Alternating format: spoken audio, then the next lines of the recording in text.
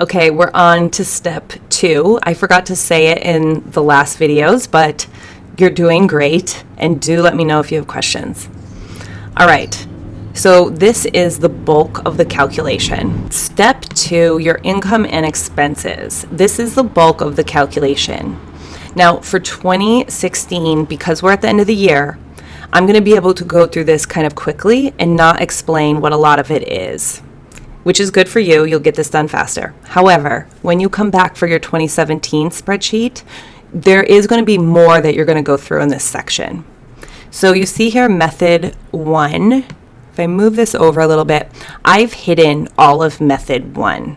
There's 2 different methods here, and I take care of it very easily for you, but because we're at the end of the year, this doesn't matter. So to keep it simple, I've hidden it. And we'll just come right down here to method 2, because I'm recording this video a few days after the end of the year, so you already know pretty much how much money you made, right? So we'll come down here. You don't need to worry about any of these. You don't need to put anything in these cells. Those quarters are gone, right? We're past them. So this is the way the calculation works. You'll only need to worry about quarter 4.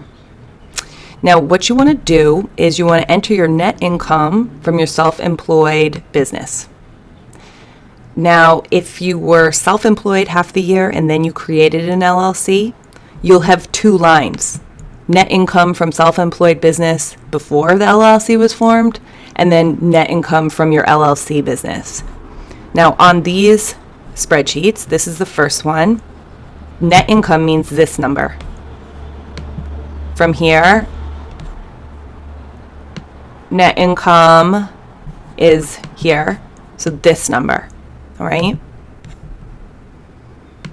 So you enter that there. Now these lines, you can update these with whatever income you have. You just want to put all the income you have here. So I said your job. If you have another job or your spouse, you can use your last pay stub. I don't recommend using that for taxes, but you can certainly use it to get a total amount here, right? 20,000. And then, did you have dividends, interest, or take out a bunch of money from your retirement plan? 5,000.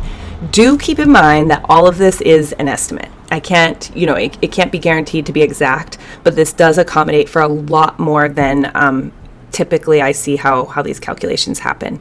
So if you do have your tax return out right now and you're looking at it, you'll see that on page 1 of your return, you have all of your income, and then you have deductions for adjusted gross income. Now that's a subtotal a lot of things are based on your tax return, and there's very few things you can deduct for it, but you'll see if you have amounts there. These are some of the most common things, but you can also just type in what you have if it's something you think you'll get every year. This amount is automatically calculating here on your net income from your self-employed. So the student loan interest deduction is a big one. Up to $2,500. It is phased out over about, I think, 70,000 income starting. But you would just enter that amount here. Okay, I got this much last year. Looking at what you got last year is a good way to do it, unless you know of something that's different. Moving expenses for work. That's a big one that people often miss, but you can deduct your moving expenses for your work. You have to then work in the location for a year, but it is qualified. Now, if you pay alimony, you get to deduct it.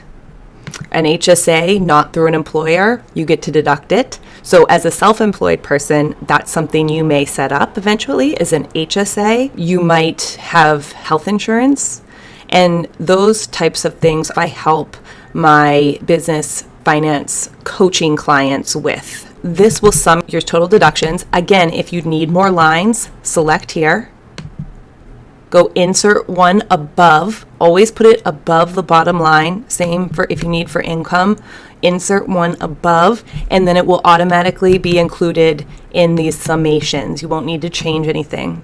This amount is your total income minus your total deductions, gives you this, your estimated AGI for quarter 4.